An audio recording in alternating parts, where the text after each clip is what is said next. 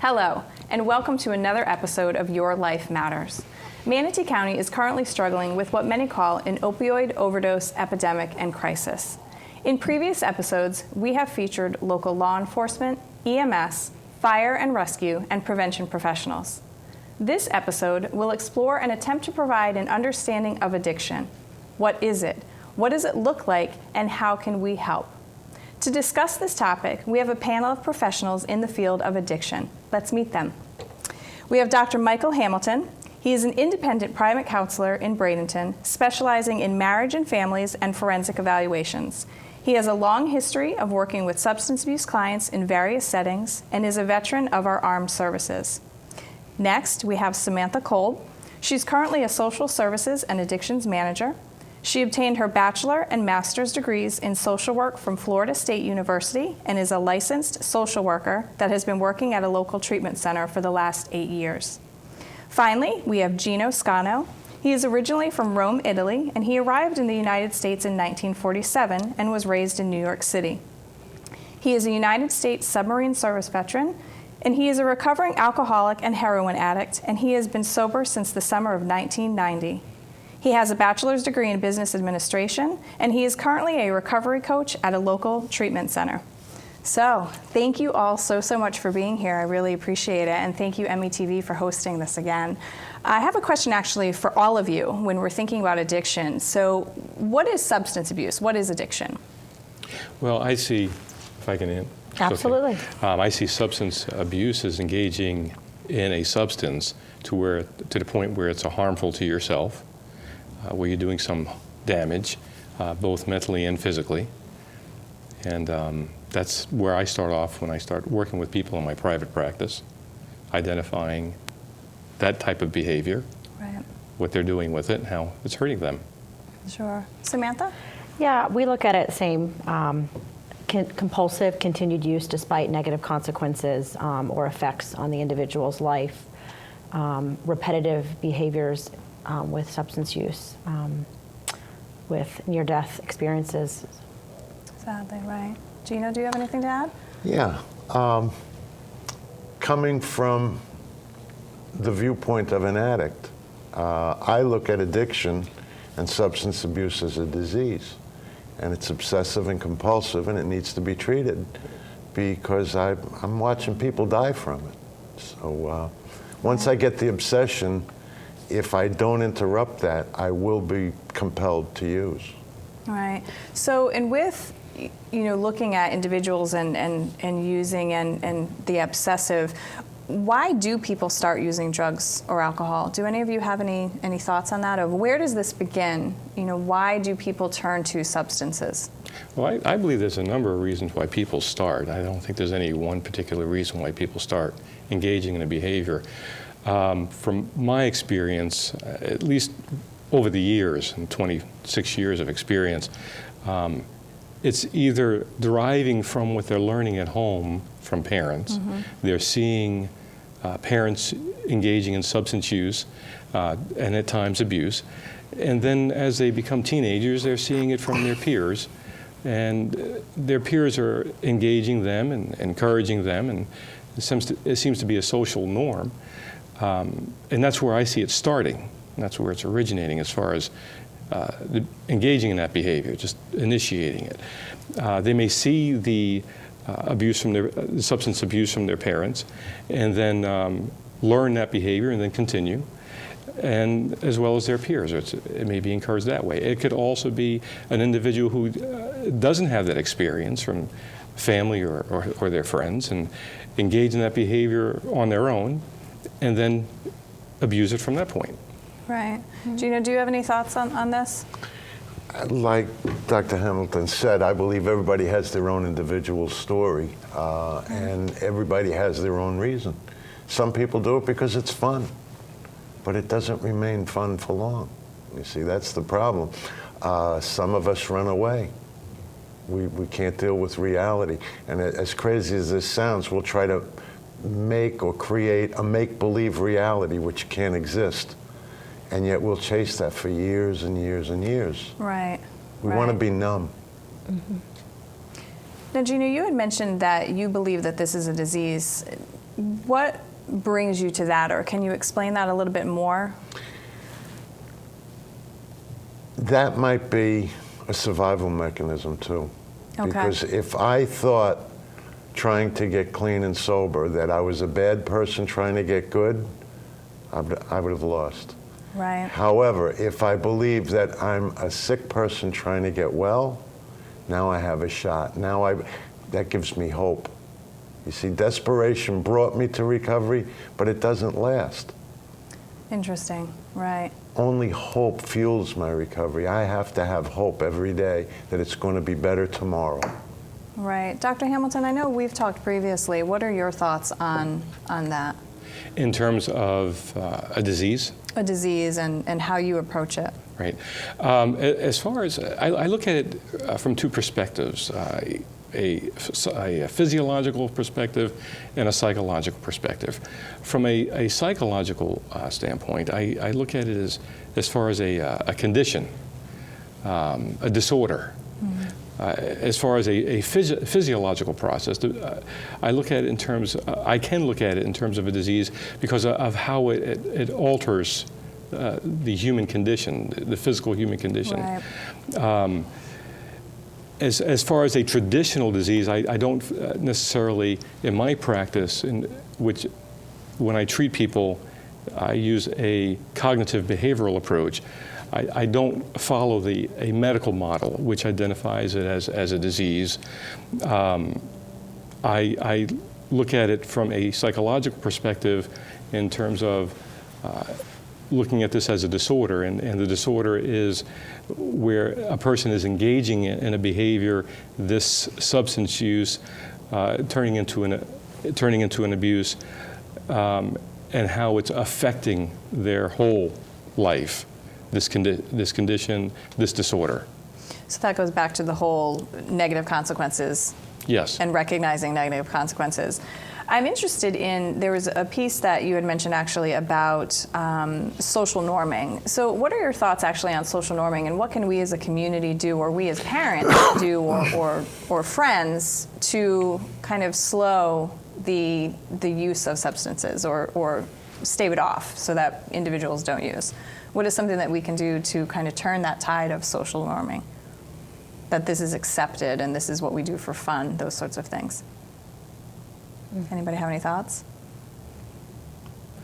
Well, I'm under the impression that the healthy part of society, the healthy individuals, are trying to teach their children appropriate behavior.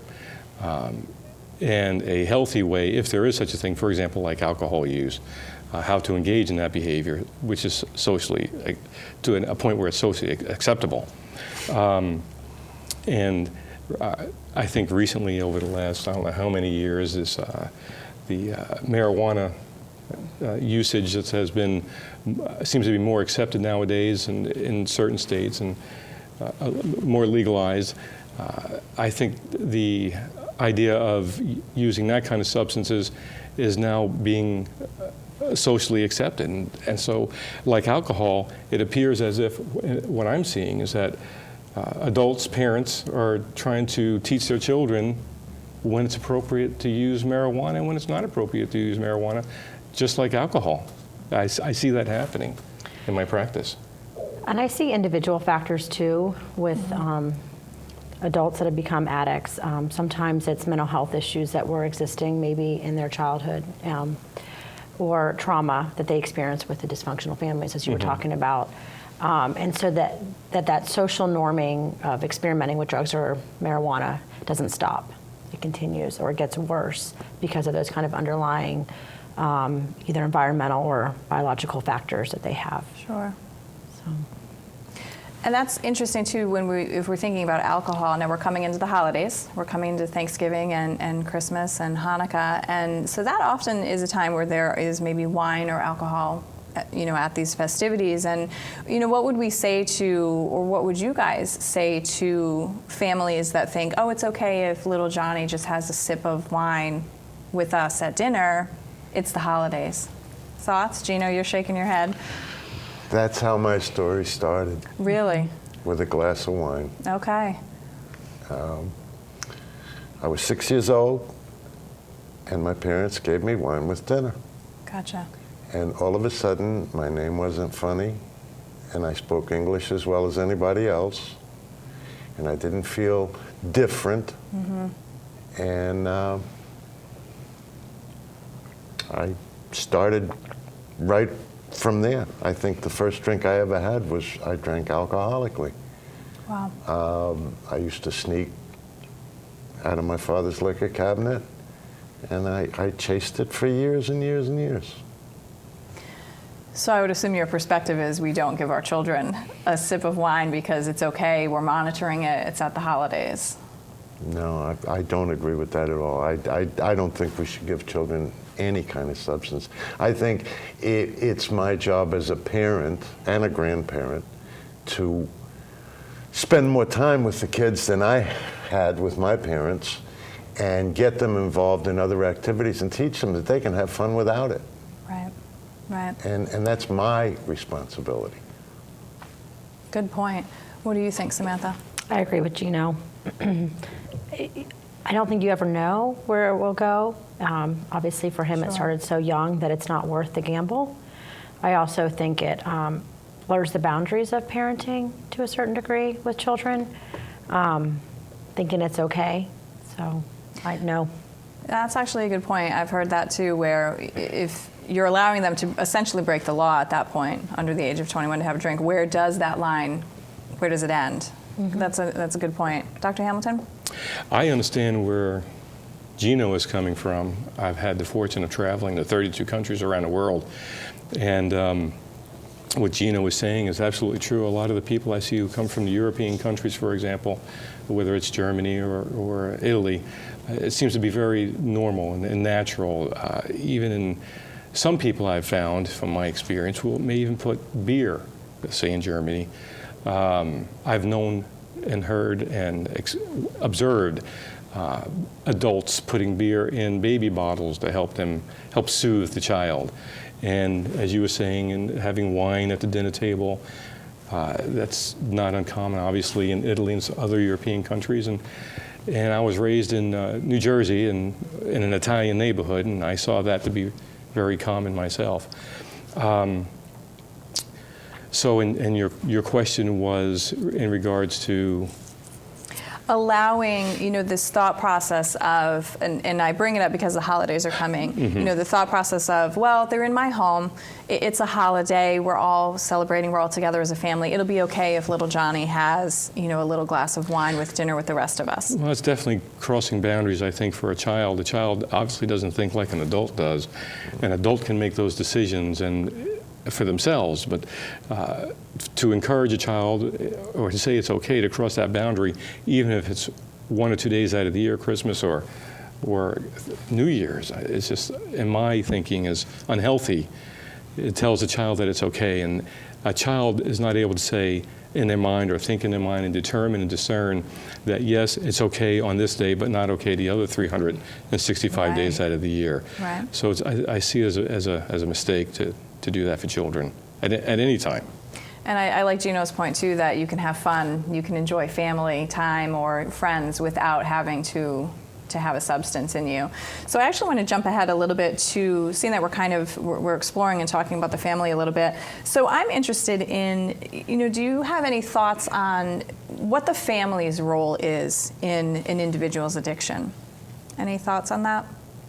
And contributing to the addiction? Contributing, I also as a part of the recovery process, but certainly contributing and what maybe they could do to avoid potentially. Now, of course, we can get into the whole biological piece too, but family helping, or family as a contributor to the addiction and then moving forward into recovery, or not? Well, a lot of times I see family can be enablers and not knowing that they're being enablers because they love their family member so much that they want them to get well from their addiction and get into recovery. Can you explain a little bit more of what does enabling look like? Can you just explain a little bit for the families that maybe are in that situation and don't realize? Can you explain? Yeah, I see enabling as allowing the addict to have a safe place to fall, providing housing, food, car, money, anything that helps continue their use, which all of those things would. Because generally, I don't see individuals stop using until they have so-called hit their rock bottom. And that's different for everyone. But it's at a low point where they say, wow, I've lost a lot. I've had a lot of consequences because of my use, and I don't know if I want to continue this life. And that doesn't happen until some of those security blankets are pulled out. And so it's hard for families to say, get out.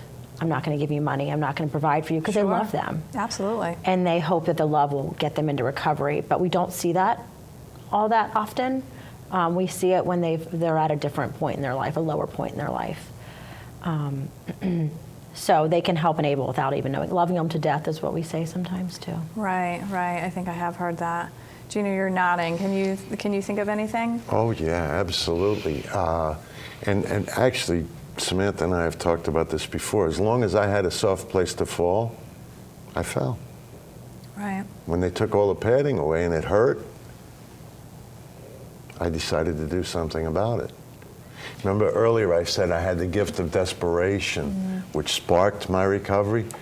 Gotta let somebody get desperate. It sounds harsh, but like Samantha said, don't love somebody to death. You know, inadvertently, my parents were very instrumental in my not growing up because they provided for me instead of letting me go out and do it on my own. Probably the worst day of my life came in recovery. It was the day I realized my children had grown up before I had. And that was a terrible, terrible day. Yeah, that's profound. Yeah, it's tough. It's tough when your kids are the parents and you're the child. And then all of a sudden we have to work real hard just to catch up. But it's worth it. It's really worth it. Absolutely. Absolutely. If I Go can ahead, add to that, please. Yeah. Enabling, and I agree with what you're saying about it, both of what you're saying about enabling. Enabling doesn't allow an individual who is addicted to experience emotional and physical discomfort. And as long as they're not experiencing emotional and physical discomfort, they're going to continue Sure. with what they're doing. And they're going to be enabled not to experience that. They won't break the cycle. The addiction will continue. And it is when an individual experiences the emotional and physical discomfort, when they experience that and then they learn to get past that, is when the addiction stops. Now, explain the emotional and physical discomfort, because I'm sure some individuals could argue, well, they're addicted, and so they do feel emotional and physical discomfort when they are either withdrawing or what have you. What exactly do you mean when you say that? Well, the addiction keeps going. It keeps existing. When someone continues to use the substance to soothe themselves. If they're using the substance to soothe themselves, they're not experiencing the discomfort. For example, anxiety or depression, if I'm using a substance to help soothe and relieve the anxiety and depression, I'm not experiencing the discomfort. So by not using the substance, by not using it, I will experience that. If I have a parent or people in my life who are enabling me and comforting me, I'll never get to that point. Right. So if going out looking for a job, for example, is anxiety producing, and I don't go out and look for a job, I don't experience the anxiety. So if I have a parent who enables me not to get a job, by allowing me to stay in their house and they pay my bills, I don't experience the discomfort. So to in that Samantha's regard. point of money, a house, a car, Yes. those sorts of things. Okay. And so that actually, spinning a little off the family, but I would like to get back to that as well. So could there be some self-defeating thoughts or things that can contribute to this? From whose perspective? From the addicted, So it's from the person from who has the the addiction? individual, yes, sir. Okay, so the self-defeating thoughts that would keep the addiction going? Yes. What you're referring to? Keeping you in that comfort zone of, well, I'm not going to have to step out, maybe because, well, I'm too stupid to get a job, or I have anxiety. Right. Well, so the self-defeating thoughts that put themselves down, and when I do therapy with my patients, I have them look at thoughts in relationship to self, others, and situations, and a little SOS acronym, self, others, and situations, and I have them look at that. How is my thinking, how is my unhealthy thinking affecting me, and what am I thinking about myself, such as I'm not strong enough, I'm not good enough, I'm not competent enough to perform a job, I can't do this, and then to look at the others in the SOS. Others will laugh at me, others will make fun of me, others are better than me, and the second S in the SOS is this situation sucks, this is lousy, this is an awful situation, and I can't handle this situation, which will, all those thoughts are self-defeating in that it allows the anxiety and the discomfort to maintain itself. Sure. Do you experience that with your clients as well? Do you find this to be a common thread? Yes, I do. Okay. I've experienced it myself. Okay. In my case, I confused self-esteem with someone else's esteem. If he or she thinks well of me, I must be okay. And I was always looking for outside validation rather than my own.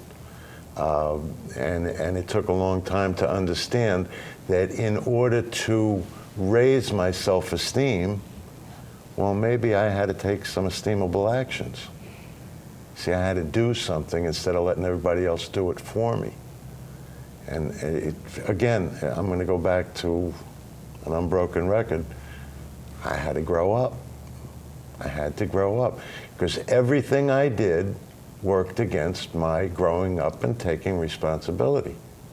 And my inability to take personal responsibility created all my problems. I'm in the middle of all my problems. I'm the common denominator. So I'm the one who's got to change. Right. How would you, I'm sorry, Samantha, go ahead. Well, and I was going to say with addiction itself, we see a lot of low self-esteem, low self-worth, depression, anxiety. That'll take a toll on someone, and that becomes their thoughts and their feelings and their beliefs. So I'm a parent, and so you're telling me that this individual, low self-esteem, those sorts of things, and I'm a parent hearing that about my child, and there's that, well, but I told them since they were a little baby that they're wonderful and they're great, and well, how could this have happened? What would you say to the parents in that situation, or the families that are dealing with someone who in actuality is really feeling very down, depressed, and they're very low self-esteem? It may not have, the use may not have started because of those things, but as a result of their addiction, those things occur. The destruction that they've had in their lives, the disappointment that maybe they have caused their family and friends and themselves. So it's not necessarily a catalyst for addiction, it becomes what happens during addiction. Which could be hard for families to understand too, because it's not congruent with what they saw or what they envisioned for their family. Exactly, there was this change. So, do you ever work with families where you can kind of help them through that process of it's painful to watch a loved one to have such low self-esteem, to be in the midst of their own problems. What can we say to families to help not only themselves, but to help the person that's hopefully trying to get into recovery? Well, I can speak on that, if that's okay, at least with my approach, the cognitive behavioral approach. In reference to self-esteem, Gino, as you initiated the idea of self-esteem, I don't use the term self-esteem in my practice. I actually, when people do mention that word in my office, I ask them if we can substitute that word for self-acceptance. And so we look at self-acceptance, and once they accept that, that term, and then I turn that around and look at core beliefs, which results in judgment. And judgment results in how one accepts themselves. And judgment is something that we learn growing up as children. Mm-hmm. Good boy, you cleaned your room. Good boy, you got good grades. Good boy, you helped out around the house. Or good boy, you ate all your peas. And so when we look at that type of conditioning, individuals develop an idea of what it means to be good. And I am good, and in mine, I am good as long as I get good grades. I'm good as long as I clean my room. I'm good as long as I eat my peas. And one day when I don't eat my peas or I don't bring home good grades, no one has to tell them they're not good. They understand that they're lacking in meeting that criteria somehow. So then they grow up and they see that they're not meeting other criteria, that I don't make as much money, or I don't work as hard, or I don't have a beautiful wife, or as the neighbor, or as my friend. I'm not performing to that standard. And so they judge themselves. If I'm not doing this, what does that mean about me? And so this self-esteem in which you refer to, and or / self-acceptance, results in judgment. And so we have a society that's being raised with judging themselves based on their behavior. And what keeps the addiction going and people feeling bad about themselves ongoing is that when they use substance again, even after they've stopped using it, they have family or friends that are judging them in a negative way. They judge themselves in a negative way, which continues to put them down, and they feel bad. And so they use some more to make themselves feel better. And it goes on in that cycle. So I look at, therapeutically, the core beliefs, the irrational core beliefs, like self-judgment, to help build people up, take them away from the judgment process. You're not a good person. You're someone who does good things. You're not a bad person. You're someone who may do bad things. You are just a person who has good and bad behavior. And teach them to learn, teach them to get rid of the judgment process. You're not a liar. You're someone who's lied. You're not a truth teller. You're someone who's told the truth. I'm just a person who tells lies or tells truth. I'm just a person who has good or bad behavior. Sure. And dispelling the judgment process. That's a good explanation. And Gino, you were shaking your head on the acceptance piece. So I was nodding. Nodding, Yeah, not shaking your head. I was not disagreeing. Sorry. Yeah, no, that's what I meant. I apologize. But right, so is it really about this self-worth and accepting ourselves with faults and all? Absolutely. Absolutely. My recovery comes through 12-step programs, which is very similar to CBT. Basically, it really is. You were talking about self-acceptance. We say in the program, acceptance is the key, and it is. And we have to learn that once I accept myself for who I am, I can't stop there. Okay, explain. When I came into the program, I had done a lot of bad things. I'm a person who did some bad things. But in the steps, one of the steps is about a searching a fearless moral inventory of ourselves. And that tells me why I'm really not too fond of myself. But I have to remember that it's a moral inventory, not an immoral inventory. That means I have good things and I have bad things. When I teach a group, I tell them it's kind of like everybody has a junk drawer at home. Mm-hmm. When it's time to clean out, we don't just take it out and dump it. We open it up, we take stuff out. This is no good, I'll throw that away. This I can fix and I can keep. This is still good, this is garbage. And that's what I found out about myself. I have good and bad. The bad things I try to get rid of, and the rest of the steps help me to do that. But until I do that and then do a fifth step, I won't find out what my defects, we call them character defects, are. All right? If I don't know what they are, I can't work on them. Right, right. Once I know what they are, with some guidance and some help, I can work through those. But if I stay numb, and if I keep running away, because a lot of addicts and alcoholics are just escaping reality, can't do anything about it. And Gino, when you say escaping reality, do you identify that as in your process and in your thinking, as difficulty tolerating emotional and physical discomfort? Absolutely. That's what I thought you meant by that. Remember I said I wanted to be numb. Right. When did I stop that? When the substance stopped working. Don't get me wrong. If I used a drug, I got high. If I used alcohol, I got drunk. But it didn't numb me anymore. It didn't do what it had always done for me anymore. I just got drunk. I just got high. But I still felt that emotional and physical discomfort. And we say it in the program all the time. When the pain gets great enough, we'll do something about it.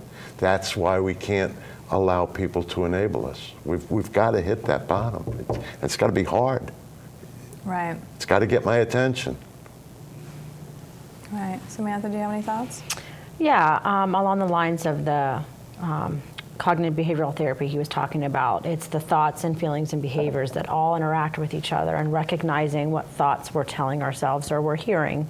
Right. And how that impacts our feelings and behaviors, because a lot of times a negative thought will then result in a negative feeling will result in negative thought, and then a negative behavior because it's uncomfortable. So I practice that as well, recognizing what you're telling yourself or what you're thinking, and then the result of that. Wonderful. And so we've touched a little bit on the 12 steps. So how does the 12-step program potentially help individuals, and does it help everyone? Any thoughts? I don't think it's for everyone. I don't think one model fits everyone. Mm-hmm. The people that have worked it have really benefited from it. Some individuals are resistant to try it, and I encourage them to try it a few times to see, because, like I said, when it works well for them. But I don't think there's one specific model that's going to work for every single individual. And I think that was going to be one of my questions too. Are there, better forms of treatment, per se? Is there a best thing? But what I'm hearing is that everyone is an individual, and what works for me might not work for you, and so on. So I think that's a good message of try it again, because, and I talked about this before with therapy, so you don't like the therapist that you go to, you find another one. You find until that puzzle piece fits and it clicks. Do you have that same thought process with individuals, and are you able to help them, find and figure out what works for them, and how long is that process? I think it depends on where they're at in terms of internal motivation and wanting change. Depends on what's going to work at that moment. So, for example, I might see an individual who comes in and they're resistant to 12 steps, and they're resistant to really doing therapy at all because maybe they don't want to really change. They're there because they have to be there because of family or legal, or and then 3 months down the road, they come in because they've hit their bottom. And all of a sudden, 12 steps is something they're wanting to do or try, and they're more open to doing different therapies. So I think it depends on where they're at, depends on what's going to work at that time. So can I force my family member into treatment? Can I say, you have to go, you're going, this is the end? Can you force someone into treatment? Sure you can, but it might not work. It plants a seed. Sure. I always think that when individuals come in, they're resistant, I'm planting a seed. Maybe they'll come back, maybe they'll remember what I said, maybe they'll felt like they got something out of the session or the group. You never know. It's an opportunity. And my thinking is that, to answer your question, there's not one approach for all people that's best than another. I like to look at it as a toolbox with a bunch of different tools, and if the AA model works for somebody, that's great. If the cognitive behavioral therapy works for someone, that's great. And when I was managing a dual diagnosis program, we incorporated as much of everything that we could and threw it all up against the wall, and if it stuck, basically. And I wanted to make a statement on what I think both of you were alluding to, or actually stating about hitting bottom. And a lot of times, as you may both know, obviously, that in addictions, not everybody hits their bottom before change occurs. And in my therapeutic approach, I don't wait for that to happen, and I don't focus on something bad happening or what the potential is that, well, you can get arrested, you could lose your family, you can lose your job, you can lose your money. I don't focus on those things. And I look at that as being not as effective, that approach, looking at the negative consequences. There's enough evidence and research out there that says negative consequences are not the greatest deterrent to engage in a behavior. So in my practice, I have people look at the positive reasons for not engaging in that behavior. What can I get out of this? What good can come out of me not engaging in a behavior? And every once in a while, I get someone say to me, well, that's just a play on words. You're saying the same thing. But in reality, when I go back to see how people are raised in our society, this is how they're taught as children. If you don't eat all your vegetables, you won't grow up strong. Or if you don't get to bed early, you'll be tired tomorrow. And if you don't put on your shoes before you go outside, you can step on something and hurt your feet. And if you don't study, you'll fail your test. And all this list of negative consequences that we teach our children, that these bad things will happen if you don't do A, B, and C. And then they do it, and then something bad doesn't happen. I didn't study, but I didn't do so bad on the test. Or I did have that alcoholic drink, or I did snort that cocaine. Actually, it felt pretty good. I didn't see any negative consequences out of it. And they're waiting around for something to happen negative, and it doesn't. So in my practice, what I encourage people to look at positive reasons to not engage in the behavior.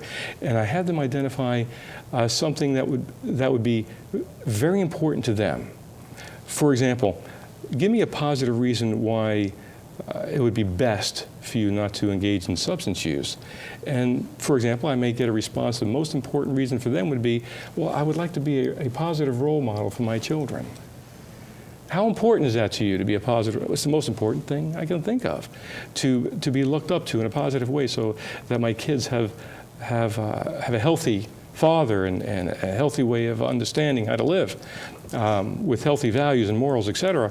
And that becomes something that they work towards in a positive direction, as opposed to, well, if you continue using drugs, your kids may do the same thing, and they'll go down that negative road also and wind up getting arrested and not raising a healthy family. Well, in this whole process too, how long does this take? If we enter into treatment, tomorrow, how long does treatment take? When are you cured? Are you cured?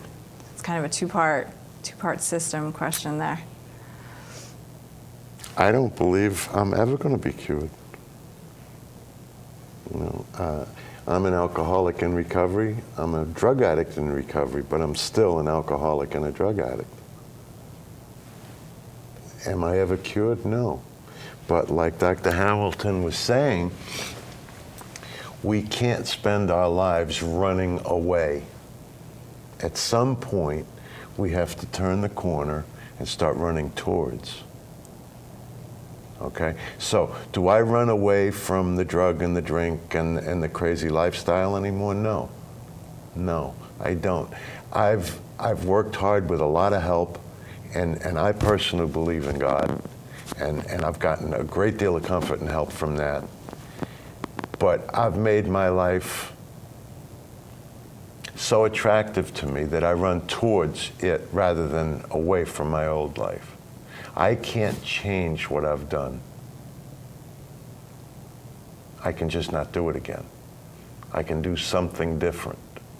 See, I don't believe I can think my way into being well. I think I have to act my way into thinking well. That's what I believe, because that's what's worked for me. Right. And I can only talk about myself. I can't talk about anyone else. How long does it take? Rest of my life. People say, how long have you been clean and sober? I say 25 years. And the first thing they ask is, well, how many meetings do you have to go to a week?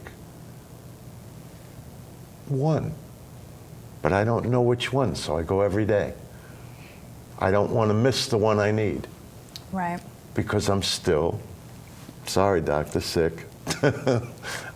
That's the way I believe, and it's working for me. And that works for you. It's working for me. And we try to have people find what's going to work for them. What keeps me sober might get someone else drunk. I don't know.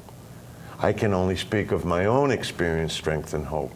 Recently, somebody in our inpatient residential program said, "What's the hardest thing you had to give up in recovery?" And I couldn't answer it on the spot. I mean, my instinct was to say booze and drugs. Well, the truth is, if we think a little harder, you know, the hardest thing for me to give up is the belief system that if Gino thinks it, it's right. And that's what addicts do. They think if I think it, it's right. When my way doesn't work, what do? I do it my way harder. And it doesn't work. That's the insanity of the disease. You know, we're not talking about psychosis here. We're talking about doing the same thing over and over and over again, expecting different results. And I pushed it so far that I would do the same thing over and over and over, knowing what I was going to get, and did it anyway. And there's no explanation for that. I had to learn a different way. And we call that addiction. Right. I was just thinking that it goes right back to that definition that everyone provided. So, Gino, your thought is the addict won't be cured. You're never cured. It's always a lifelong struggle. So, or correct me. I don't know if it's a struggle all the time. It's fun. Challenging? Some days. And other days it's just a breeze. Right. Right. You know, it's easier when I'm helping somebody else. I don't really understand that, but those are my easy. I love my job. Well, I think that goes to, too, they always say teachers, you learn best when you're teaching others. So that's amazing. How would you explain that? And again, I try to weave the family piece into this because I'm just not sure that all the time we understand as families. So how do we explain to family members, or how do you explain to family members that this is a lifelong process and it may be different for each individual family member? You could even have two family members in the same family that are alcoholics, and one thing works for one and one thing works for another. How do you explain that to the family so that they can really get an understanding of what that person is going through and what the struggle or what the recovery process could be? Anyone? I think at times I've related it to diabetes. So if someone has diabetes, they have to live a lifestyle to maintain their health. Diet, exercise, sometimes medication. Not all diabetics have to take medication. Sometimes they can do the other things. And so sometimes that's what recovery looks like for individuals. It needs to be healthier, but it might have to be different pieces of that health to make them well. And so finding what they need for that. That sometimes helps. I think explaining it in that way, because not every diabetic is the same. Some are more severe than others, and some need more help than others. I think that kind of helps put it in perspective of what that can look like for their loved one. How would you, if a family is struggling with a family member that is using, let's say, for instance, in our community, they're using heroin or they're using prescription medications, and they have tried and tried, they've gotten into treatment, maybe they're an outpatient, what have you, and they've been clean for a month, and then they're back to using again. That can be very frustrating for a family member. How can we help them understand this process? What would you say to a family member that is just, at the end of their rope, or just heartbroken that, their family member has gone back to using again, a month in, 2 months in, 3 months in, whatever it would be? Well, what I say to families is to maintain the course of setting boundaries. Okay. Consistently set boundaries with your loved one. And I understand that they are hurt and feeling bad as they may take, obviously, this personally, that they've put a lot of time and effort into their loved one, and they love that person. They're concerned that their loved one is hurting themselves, and engaging in self-harm, self-defeating behavior. But that individual who's doing that is not going to stop until they're ready, as Gino was saying earlier. You can't make them, and I know the question you had asked earlier, can you make somebody, can you make somebody, how effective is it to make them go to treatment? Right. And it may be helpful. In my thinking, I also believe that if you force it at times, it'll break.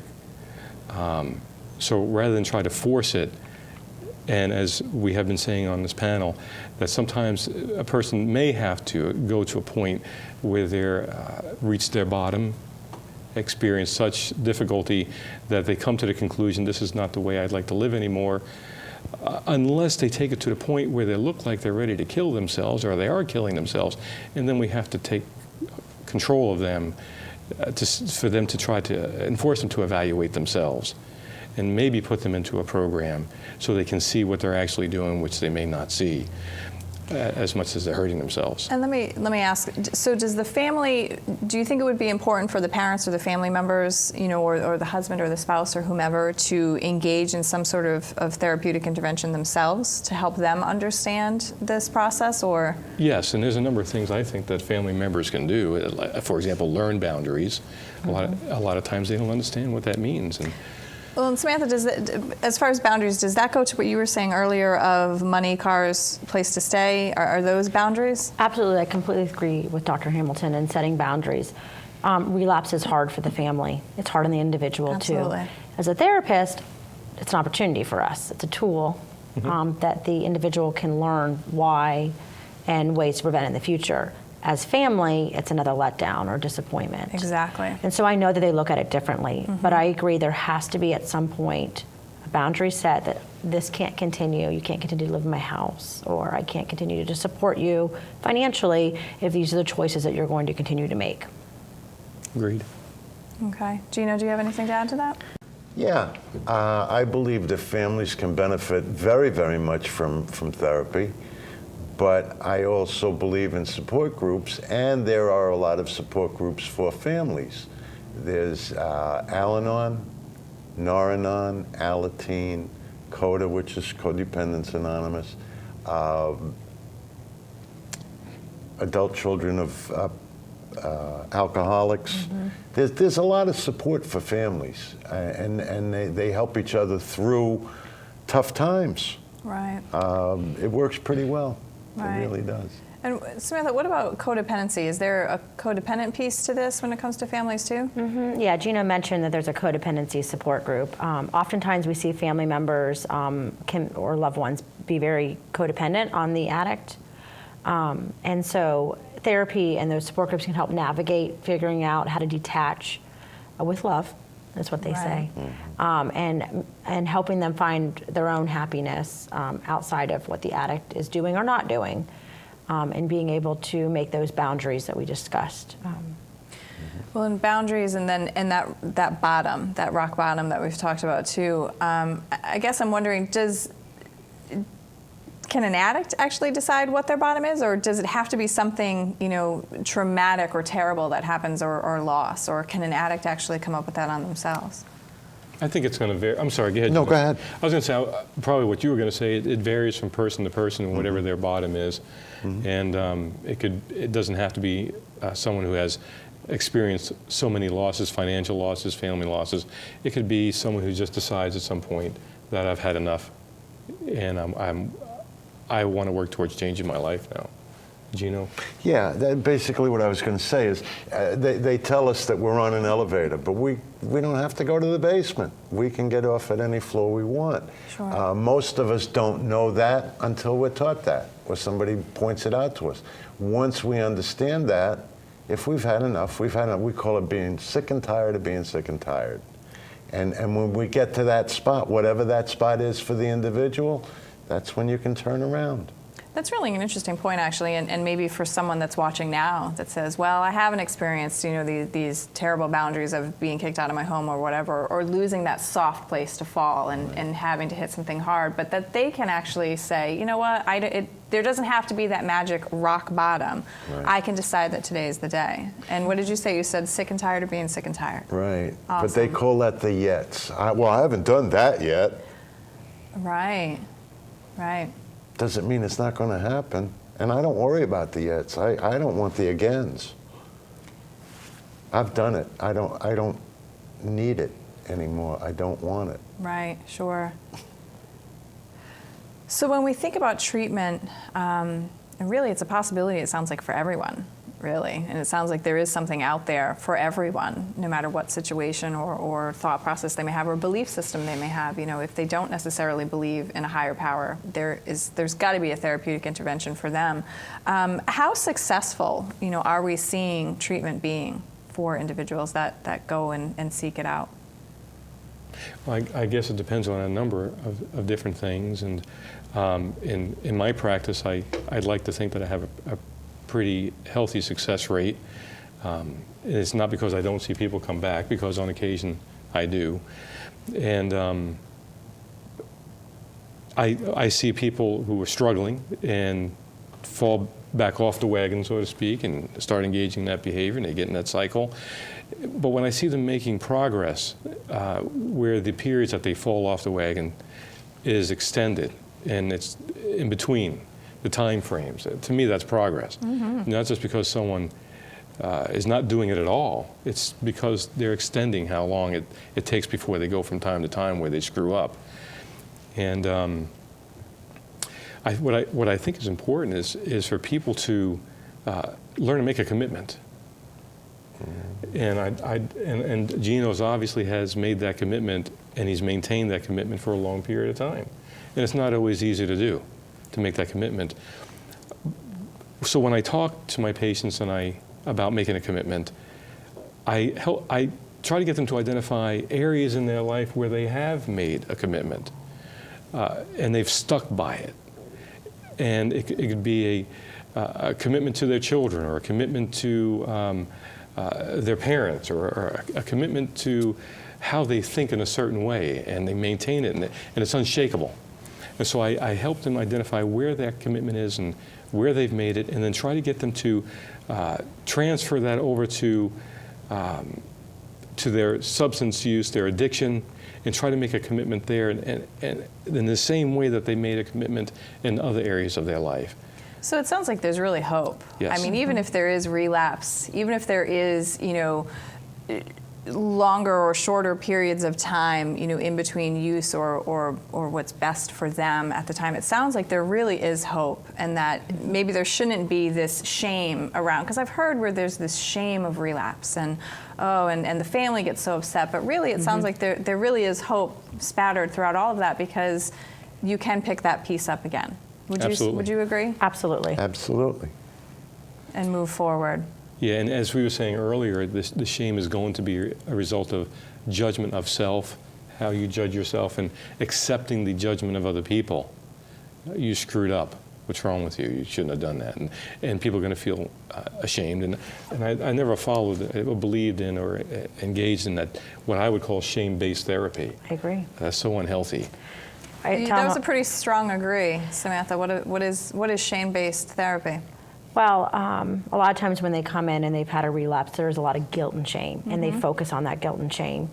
And what I've always told my clients is, guilt and shame is going to keep you using. It's not going to get you sober, because it's that uncomfortable, negative place, and they don't like that, and they're used to running away from those uncomfortable, negative feelings. And so let's focus on right now, and not the last 3 weeks that you've been relapsing. That's not going to help you at all. You're nodding, Gino, yeah. Oh, I agree 100%. 100%. Why keep someone in the problem when you can invite them into the solution? I mean,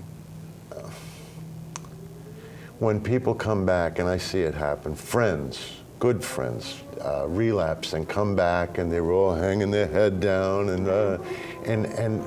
the first thing we do is we open our arms and we hug them. We tell them, I'm glad you're here. Mm-hmm. And that's what's important. People say, you hate me. No, I don't hate you. I love you. I don't like what you did. Right, so going back to But I actually love you. the behavior, not the person. Exactly. Gotcha. Another thing I've found is I statements work a whole lot better than you statements. A lot better. Yeah, I want to align myself with people. I don't want to push them away. Right, right. Rejection could be part of why they use in the first place. Absolutely. Cognitively, Wow. the way I help people get rid of their guilt, as we were saying earlier, that people have the shame and the guilt, the way I help them get rid of their guilt is to get them to identify the specific thoughts that create that feeling, that guilt feeling.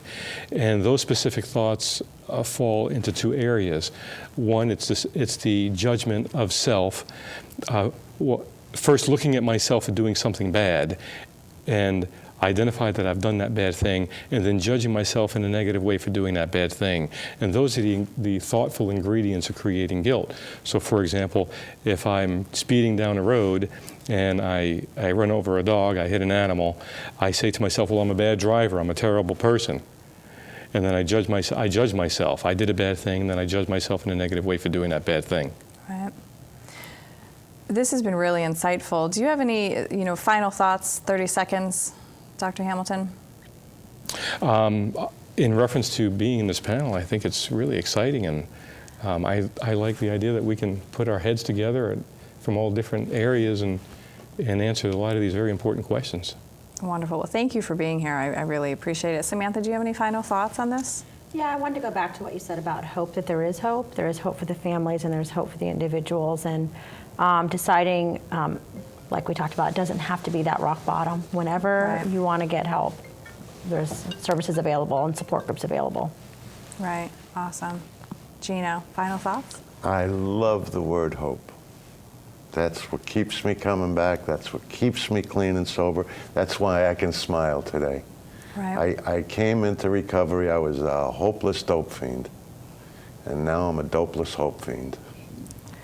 That's I like that. fantastic. Awesome. Well, thank you guys so much for doing this and being here today. We really, really appreciate it. And thank you, METV, as usual. They're amazing. They always give us the opportunity to do this. So unfortunately, that's all the time we have. Thank you for watching this episode of Your Life Matters. Join us for future episodes and look for previous episodes on METV's website and their YouTube channel. Until next time.